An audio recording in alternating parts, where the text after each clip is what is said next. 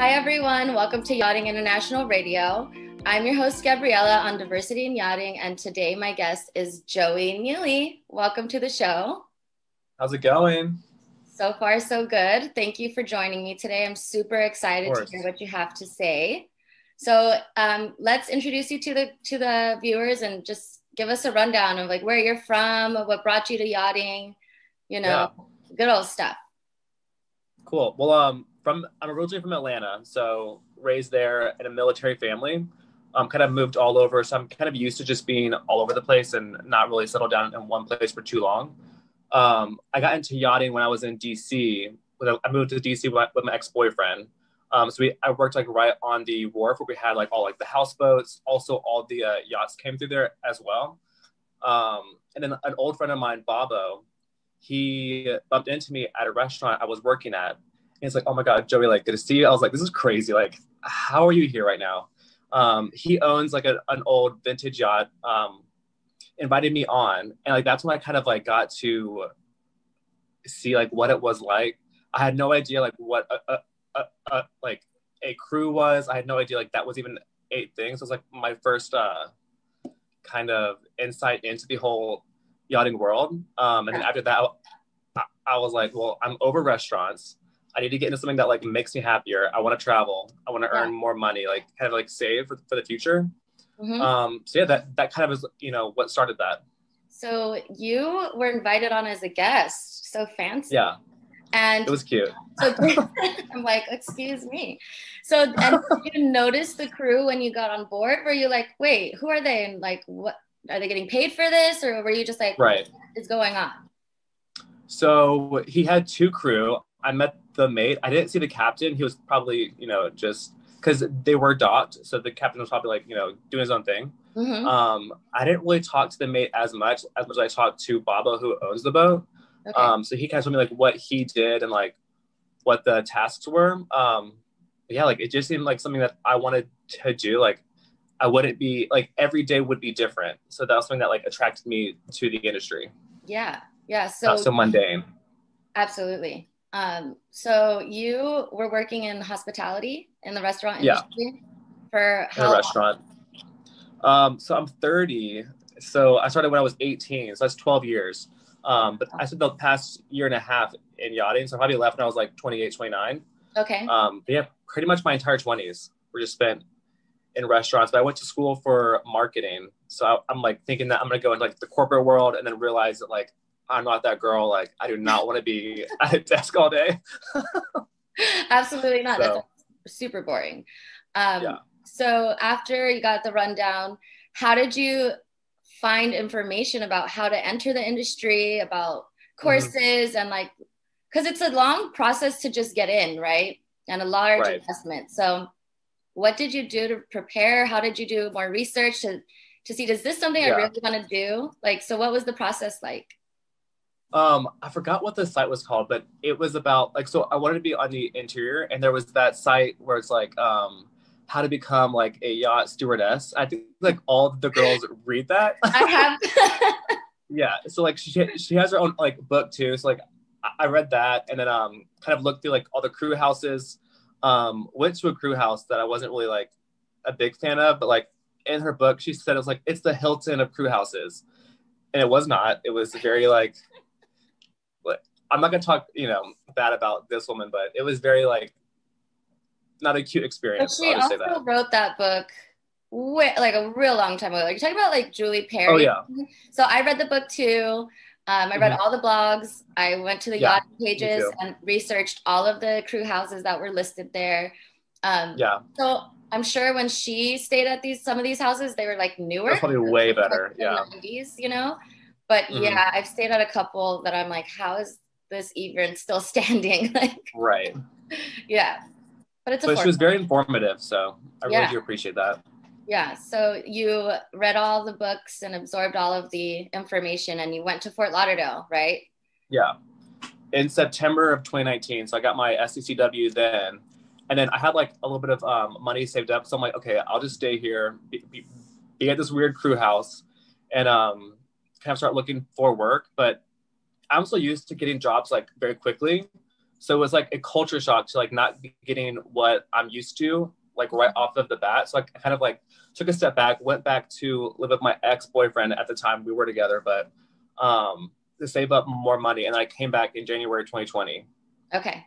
To start looking like, you know, again. And this was before you knew COVID was going to fully mess everything up. Mess everything up. Yeah. Okay, so by this time when you went back, did you have any dock walking experience, or did you get any temporary gigs before you went back to save money and then come back again? So I didn't like have anything lined up, and I also didn't want to dock walk because I don't know, like maybe I should have, but I just didn't. But I got some jobs like pretty quick. Like the first boat I worked on was like a day work gig. It was like 110 meter. So like my first like job was like this giant boat. I'm like, oh my God, like what is this? Yeah. But that was amazing. It was like a 12-day gig, and it was for a Super Bowl party. Oh wow. So that was cool. Yeah. Yeah. And so it's like once you got the ball rolling, then it kind of just goes from there, right? Because you're meeting people, and you know, you're getting some confidence, you know what you're doing a little bit. So when did you get your first proper like livable that was in March. So I got my first permanent job after doing like 2 months of day work, and I'm like, finally, like I got my first permanent job. Like, this is amazing, it's a good salary, like I'm happy with it. And then I'm working for like almost 4 weeks, and then COVID hits, and I'm like, fuck. Again. So I had to go move back with, you know, the guy that I was dating, and then spend like a month or two there. But the captain was like, yeah, you know, unfortunately we have to like send you home, but we are going to hire you back. Let's see like what happens, because like no one knew what was going to happen with COVID. So then like 3 weeks later, he's like, oh, actually we're just going to shut down the entire program. So I'm like, great. Oh, so like starting all back over again. It happened to everybody. I was in Fort Lauderdale in March. So I was about to start my first gig, and so Friday I accepted. I thought that was a spider. Oh my God. Did you see my face? I almost just died. Yeah. So like on a Friday, it was the Friday of like spring break and St. Patrick's Day. I accepted my first gig. That Monday, I said never mind, because I was freaking out, and I flew back to California. So like everyone in my crew house was getting fired or furloughed or trying to get back to their countries before the borders closed, and it was just a frenzy. So I know I was right there with you when that was going down. So it was wild. This is like a topic I haven't discussed on diversity in yachting yet, and I'm really excited to speak to you because I speak about it with my gay friends that are that work in the industry that are on the low, but it's not something I've ever like really read about. Maybe I saw one article that talks about the lack of diversity, and then at the very bottom it says, and then there's no gay people. And I'm like, oh, right. That's something I've been meaning to talk about. So how, like with that, I don't know if you've always been out and proud, or did you ease your way? It's hard to hide. Yeah, I guess. But you know, some people are just assumed to be straight, you know, and then it would be kind of rude to ask as well. So it's just like, it's not really that you're hiding it, but it's like you don't randomly like get a job with a coworker and say, by the way, I'm straight. It's like, you know, like why would that come up at work? But I have read that some yachting environments can be really homophobic. And I've heard some people tell me their experiences. So I want to know if that ever crossed your mind before getting into yachting as a crew member, and what, like, did it ever, you know, scare you? Like maybe I shouldn't, or did you hear bad things about it, or how has your experience been? Yeah. So coming into the industry, I wasn't aware that it would be so problematic with just being someone different than like what the majority is, because, you know, we're in like 2020, like 2021, like, okay, we're moving along with, you know, progression, accepting people, like, but we're also like, you know, people, it makes no sense. But what I realized is coming into yachting, it does feel like 100 years behind everything else going on, especially with like just being, I mean, I hate to even say like tolerant of things. It's just like, this is who I am. Like, you should be accepting of this without it even being like a topic of discussion. But I mean, like, I have been in places where I'm literally on the job, and like bigger boats, smaller boats, it doesn't really matter. Like, you know, the deck team will just like freely say the F word. I'm just like, okay, like, I'm literally right here. And even if I wasn't here, this is not okay. Like, and the fact that no one else is saying anything, I feel awkward, because I'm just like, I'm not going to sit here and like make myself look crazy, putting you in your place because of a word that's offending me.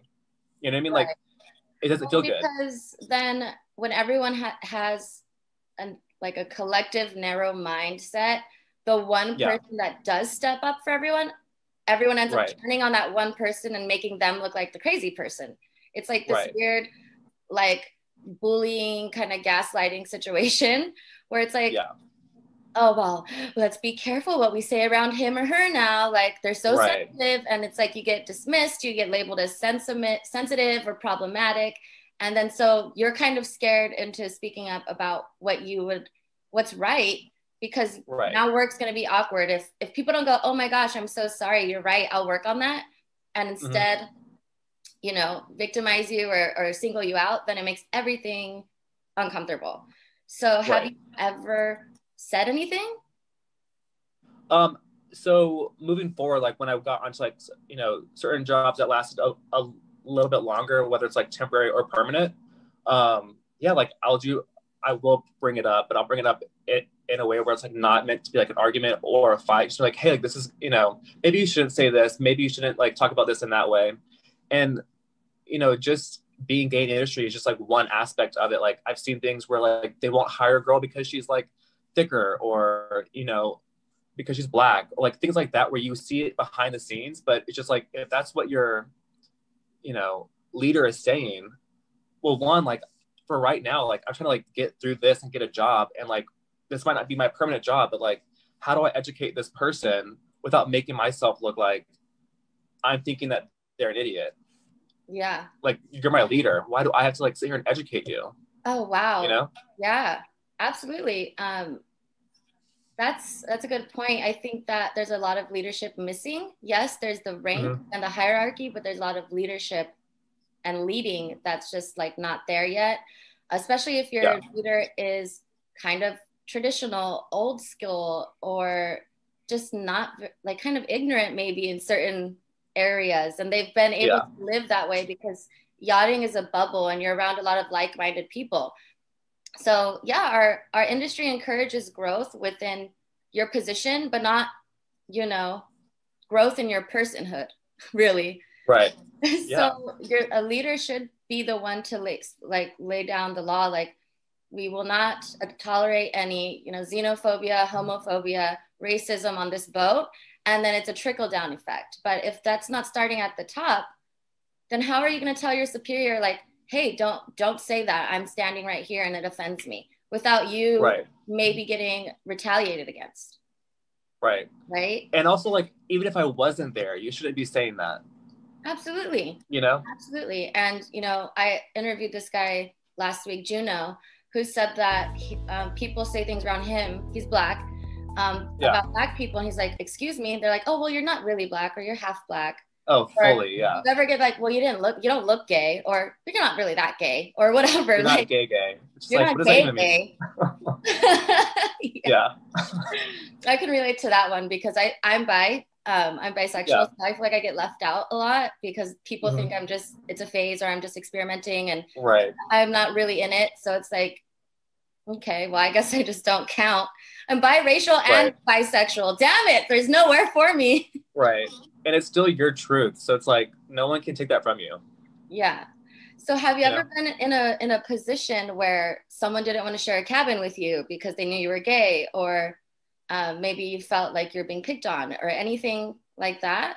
Yeah, I mean, I feel like I've not gotten jobs because of it. Like, I'll take the temp gig. They like me. Like, I'm going to be the deck stew. But there's one person that always felt weird around me. Like, they wouldn't outwardly say it, but it's like how they looked at me, like how I felt around them. Like, they were so nice to everybody else. When it came to me, they just acted completely different.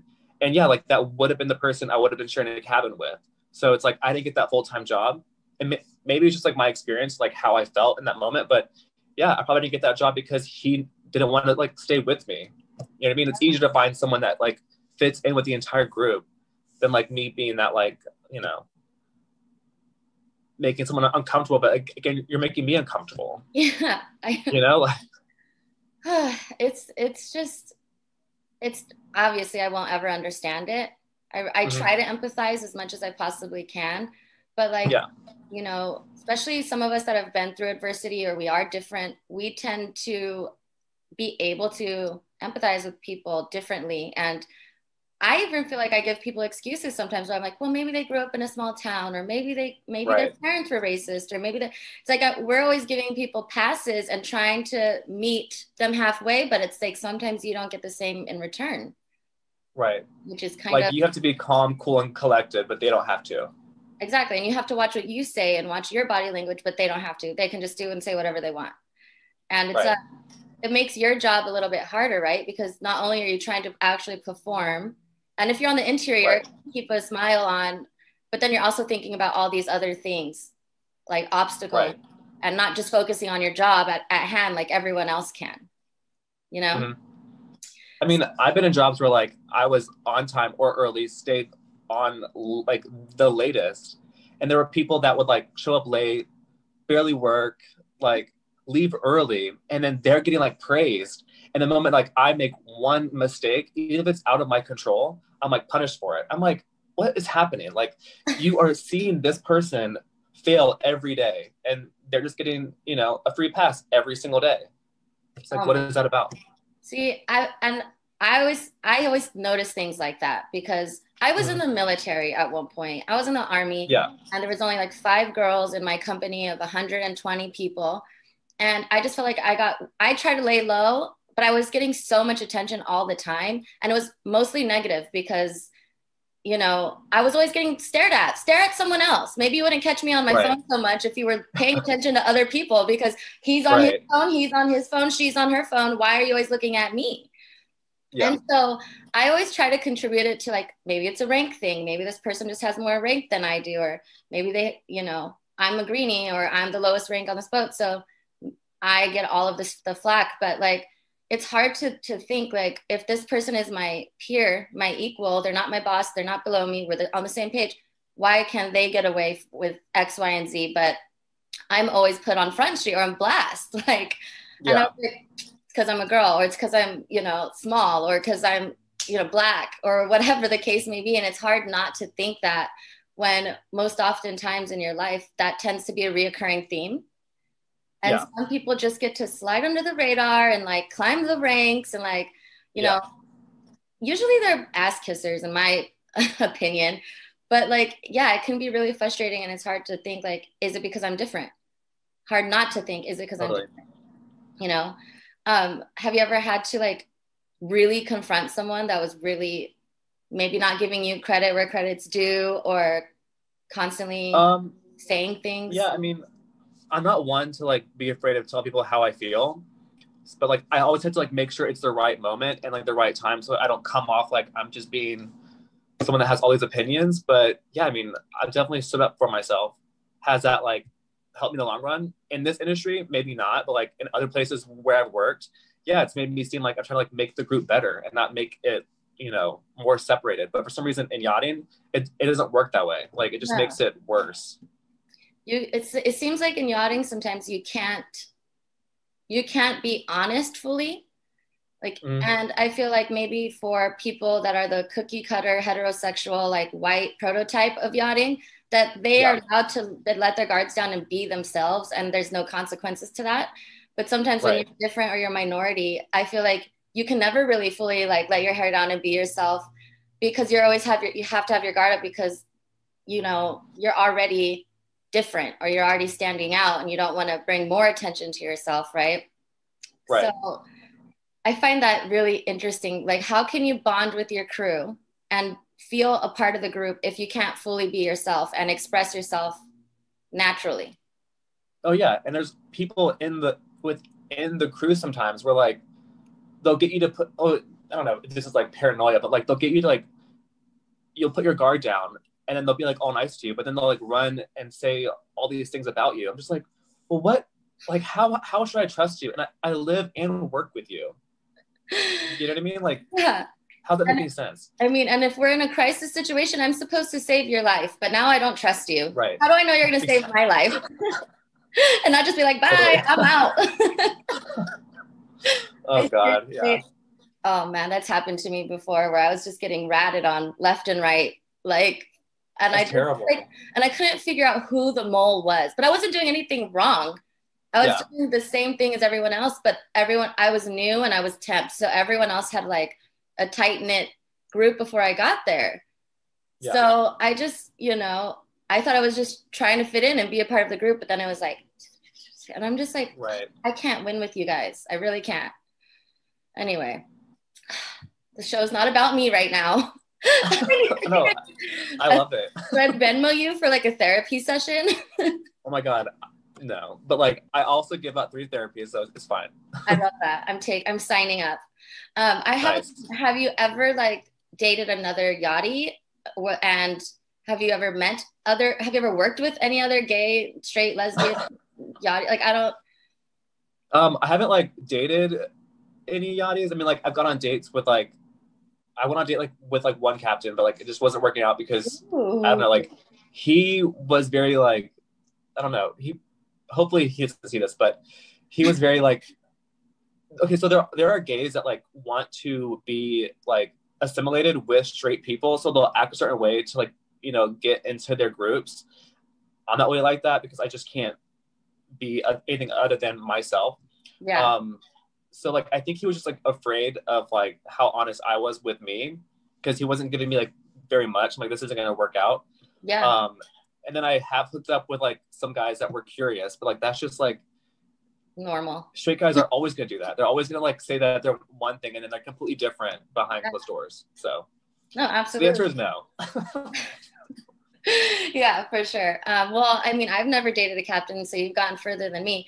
Speaking of, like, so people are like, so are all the like deckhand, like female deckhands, like gay or lesbians? And I'm just like, why? Because they're in like a masculine role, I guess. Doesn't mean that you're a lesbian. Like, I don't exactly. Like, people just can. And then if you're on the interior as a male, it doesn't mean you're gay either. Right. But people always assume that. Mm-hmm. I've only heard of one yacht that has an all gay crew, but the owner's gay. And I'm like, which boat is that? I wish I knew. Someone told me. Is that Scout? I don't know. It's not Scout, right? Okay. I don't know, but I need to find it because I want to be on it. But I heard they only hire gay men. Oh, see, like I've heard of this too. I'm like, where is this boat? Just a myth? It's a yachting myth. It might be. It's a legend. Wishful thinking or something. I also heard of a boat. I'm trying to find it. When I was in the Bahamas, and me and the first mate on this boat were like the only female deck crew. And the dock boy was like, oh, all female deck crew, just like that other boat. And he named this boat where it was just all women. Captain, first mate, engineer, all deck, everybody. And I was like, where is it? What's the name? I meant to look it up and I can't find it. So I need to find the gay boat and I need to find the all-female boat. Please. I'm just trying to get on it. I'll do whatever it takes. Right. Or whoever it takes. Kidding. Totally kidding. No, it happens. I mean, if there's a cute captain or cute mate out there, maybe, but for right now, like, I don't know if I could date someone in the industry right now. Right. Because, like, when am I going to see them? Like, never. Not unless they're on your boat. Right. And that's too much. That's I need space. Like, I need my free time. Like, leave me alone. Because then you guys would be forced to share a cabin. Because the minute everyone knows that you're dating, then they automatically shove you in a room together. They're like, okay, work it out. Yeah, exactly. And then it inevitably falls apart. So I hope not. So I know you're on like a mini break right now. COVID. COVID break. You're quarantined now in Florida. Yeah. I was just in quarantine last week because I was out of the country and I was just like, let me be safe. So I put myself in a hotel room. I think it's responsible. So good on you. So I'm here now in a hotel room, so doing the right thing. You're doing the right thing. I mean, that's the most responsible we can be right now, is just to be like, you know, if I've been traveling or I might have been exposed, I'm just going to put myself in a hotel room and like see where this goes. But you're planning on getting back onto a boat, right? Yeah, so I'm going back on the boat that I'm on now, which is so it's the first boat I ever like was a guest on, and now I'm actually working on it. So it's like a full circle moment. I love that. But yeah, I'm kind of like discouraged by the industry right now. So I have been looking at moving to Brooklyn and starting to work in events. So that could possibly be happening between like April and June. But I still need to like, you know, think this through. And like, obviously COVID's happening. It's a major city, and I don't want to like put myself in a place where I could potentially not have a job. But yeah, like that's kind of where my head's at, because I'm just over like what's been happening in the industry, at least to me. Right. And it's I'm glad that, you know, this show is allowing people like us to meet and just talk about it, because it's hard having these feelings when you're on a boat, living in close quarters, and not being able to just vocalize where you're at and how you're feeling about this, you know. It's yachting can be isolating already on its own and lonely at times. But when you're like going through this, you know, with our political climate as well, just adding on it, and you can't talk to anyone, it's just, like, especially if you're on a Trump boat. Like I've been on a Trump boat. So it's like, I'm so sorry. At least I had my own cabin where I could just sneak off and cry all the time. But, you know, it's just like you don't have anyone to talk to sometimes. And that's awful. I think that's what leads to our discouragement, because you don't want to sound like you're complaining. You don't want to sound like you're whining, because a lot of yachties have that just suck it up mentality, or like, you know, you need thicker skin. And all of those are true. To survive on the sea, you definitely need a thick skin and just let things roll off your back. But like, this is a really hard time for a lot of us. And I don't think that that's even being acknowledged or recognized in the industry. And it does seem like there's a lot of like favoritism. I see the same yachties being posted and written about on all the Instagram accounts and Dog magazine, and I'm just like, okay, like we get it. Like you're the super decky, but it's just you know, it can make a lot of us feel like left out and like we don't belong here, which I don't think is true at all. So was there anything in particular that happened that discouraged you, or is it just like not being able to find a permanent gig from time to time, or not getting on the size boat you want or the position you want? Like, what is it? I think it's just like a whole bunch of like small things that just keep happening, and it's like a behavior within the industry as a whole. I don't think it's just one person or one instance, because I think there's a lot of really good people in the industry, a lot of good captains, a lot of great owners that I've worked for, that I've even like kept in contact with them. I like thank them. I'm like, this has been an amazing experience, you know? But yeah, it's just all these little things that keep happening that wouldn't normally happen to me if I wasn't on, you know, in the yachting world. So for me, I'm like, do I stay here? Do I like make it a better place with like my presence here?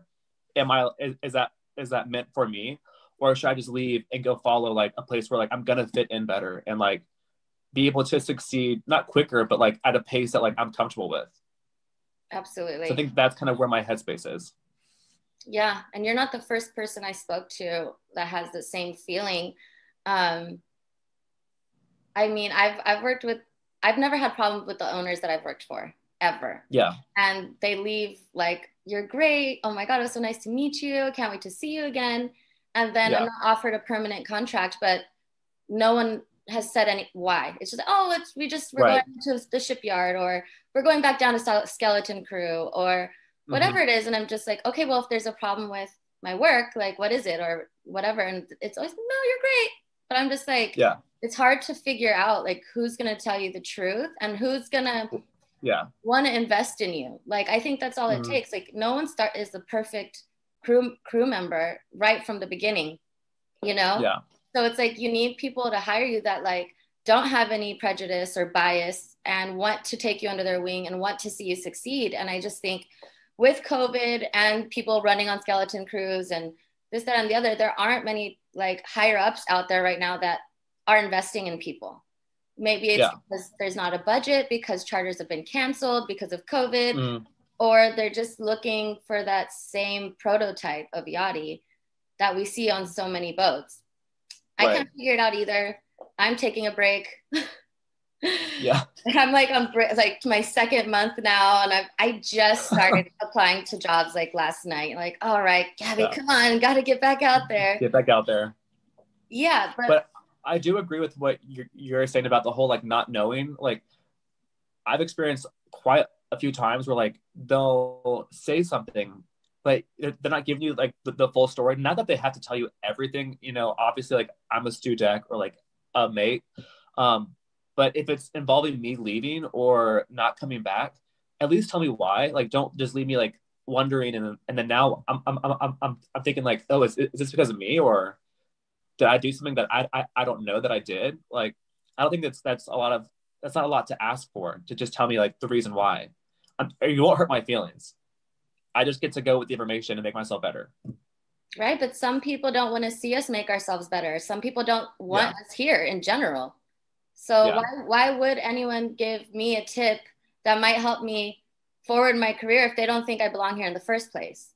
Which is what I've been thinking about since, you know, I took my break, because I'm just like, okay, this is like mental gymnastics, like trying to read between the lines, trying to be like, terrible. It's like the passive aggressiveness is on like a 100. The level of petty is like on 1,000. And I just don't, I don't come from that world.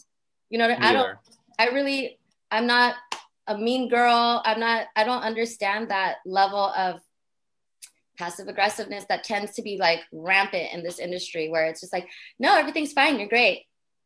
Right. And like, so you will go to your room scratching your head at night. Toxic. Yes. Yeah. And you're just like, I thought I did a great job today. No one said anything negative, but I can get this vibe that someone's not happy with me, but they won't tell me why. Yeah. It's kind of crazy. I don't get it.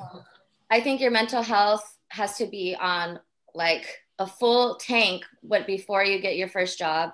You have to be sure of who you are, and you have to like be able to ignore ignorant comments and be able to decide, like, am I gonna battle this person? Is it worth it?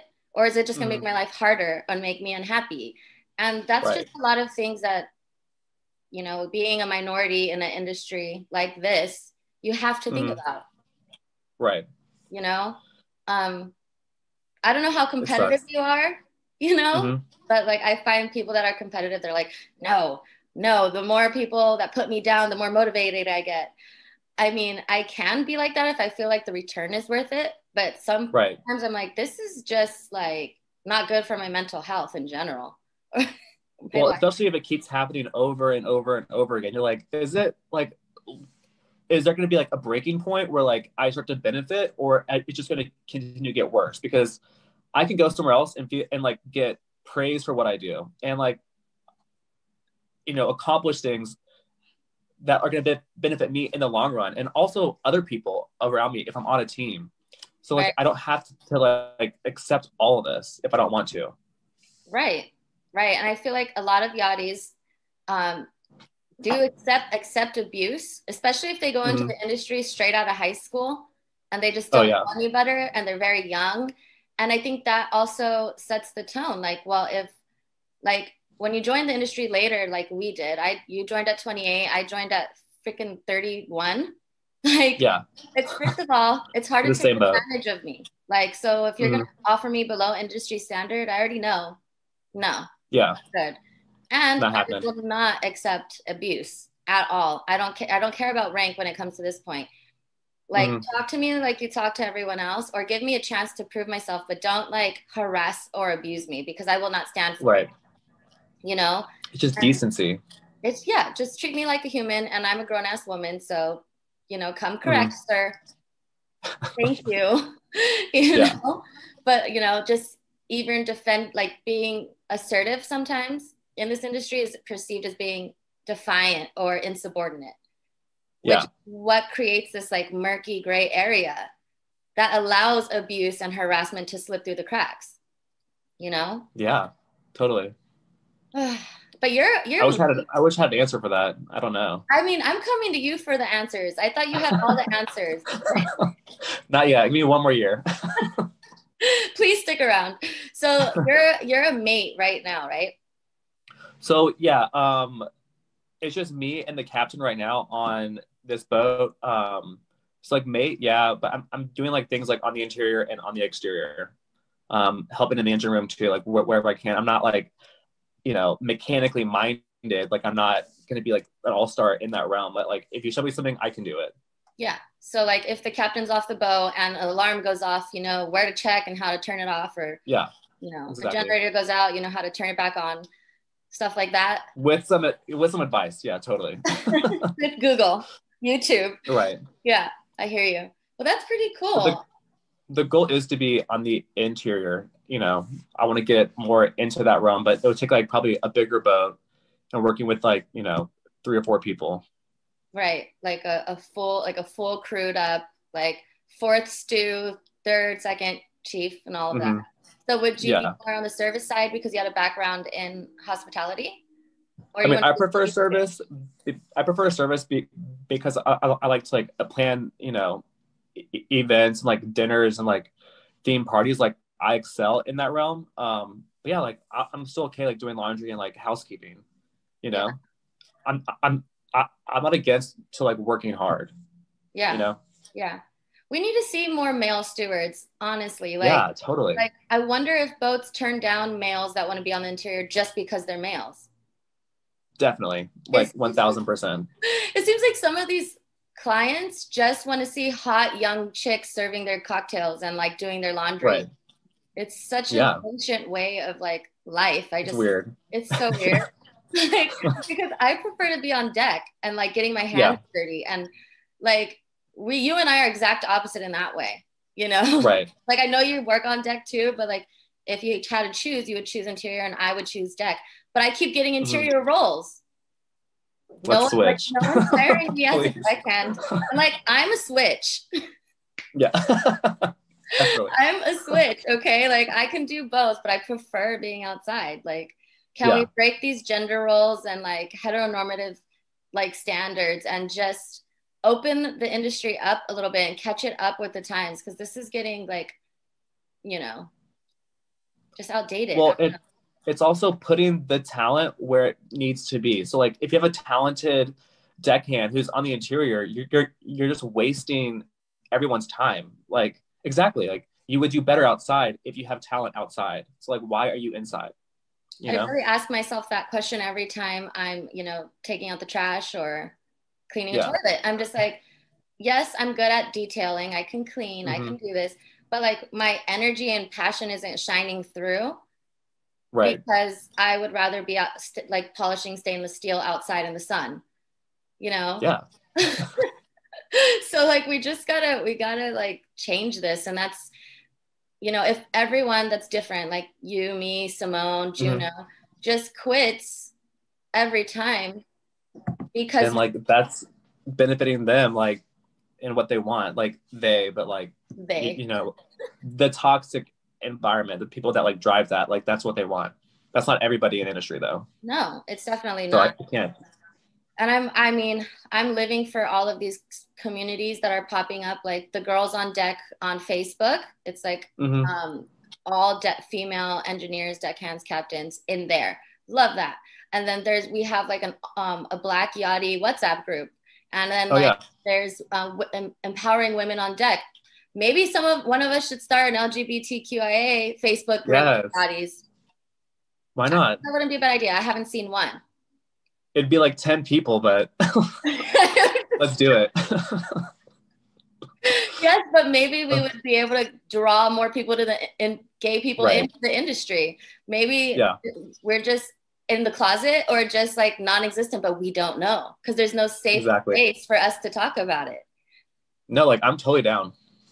Let's start something private, like just a WhatsApp gay yachty group. Okay. We'll start there. I'm down. I think I know like a few people, so we have like 5 or 6 so far, and then whoever you have, I'll ask. I only have them one too. So okay, well, one's enough. Yeah, us 7 are going to change the world. All it takes. Hey, no, seriously, but that's what I love about this show and this channel is that like we're just creating a community, you know? It's like because all of the people that have been in the industry for ages and are, you know, straight or white or whatever, they already have years ahead of us of building a network and a community. Right. You know, so I think if anything good comes out of this, it's just starting a community around the globe of different kinds of yachties and people that want to be in maritime, but like can't find any information about it. Like if I was from a country where being gay is like punishable by death, I'm not going to go asking like, hey, you know, like if, you know, I would just, you know, I wouldn't risk my own life. But if there's people out here talking about it, like it could help some people that maybe are not out of the closet be like, okay, maybe I can join and I'll be safe. You know? Or I'll meet another gay person or the love of my life. I don't know. So, I mean, hey, why not? I don't believe in love anymore. I'm just kidding. No, I'm kidding. But yeah, it's good to just talk about it. And so I appreciate people like you that are super brave to put, you know, your face out there and be like, hey, this is my experience and this is what's happening. And stick with it. Like, and what? Yeah, I said it. Right. You know, so at the end of the day, it's just like a person's truth. And it's not, I didn't come here to like talk bad about anybody, but yeah, like if it's happening to me, I might be strong enough to like deal with it, but there could be people out there that are not strong enough to like, you know, go through all that. So absolutely. I don't know. It has to mean I'm coming here with like positive intentions. Absolutely. Me too. And this industry, I think it's a lot of these things are very hush hush or maybe taboo to talk about because we like people don't want to make the industry look bad, you know? And so we're not saying everyone in the industry is homophobic and racist. Like we're not saying that. We're just trying to shed light on something that seems to be a little bit of an issue that no one has addressed or not a lot of people talk about. But the yachting industry isn't this evil corporation that's just like, you know, like, that's not what I'm saying either. There's so many benefits into being in yachting and it is life enriching in so many ways. And I just want everyone to be able to experience this if that's the course they choose, you know? So the doors have to be open and the path needs to be paved for different types of people, which is all what, you know, we're trying to say. Definitely. Right? I agree. All right. Well, before we wrap this up, do you want to tell me what you love about yachting? I mean, I do love the people. Like, I've met some amazing people. I have a lot of friends in the industry now. It's only been a year and a half, so like that has been really nice. Also, like being able to save money, you know, because you're not paying rent, you're not paying for food, like hardly ever. So yeah, there are a lot of benefits too. I mean, and then traveling, like obviously, duh. Of course, yeah. For me, it's like waking up and looking out your porthole if you have one, and being like, wow, like I'm living on a $20 million yacht in the middle of the Caribbean right now. That's pretty awesome. Like, you know, for some of us, it is a lot of fun. Unlike you being a guest on a yacht, some of us would probably never see these places or step foot on any property that costs that much money. So it's just like opening doors to see a different side of like life that you might not see. And I really love that. And some people are great. I've met some of my best friends now in yachting. So there's so many perks and benefits. And, you know, I hope you stick around because it would be great to work with you one day. Yes. Yeah. Well, we'll see what I decide. So keep me posted. I'll stay tuned. I will. And don't be a stranger. Everyone, thank you for tuning in to Yachting International Radio, Diversity in Yachting again. This is our lovely guest, Joey. Yay! Thank you for joining us. Thank you so much. Of course. Stay tuned for next week's episode with me, your host, Gabriella. And that's it. Thank you, everyone.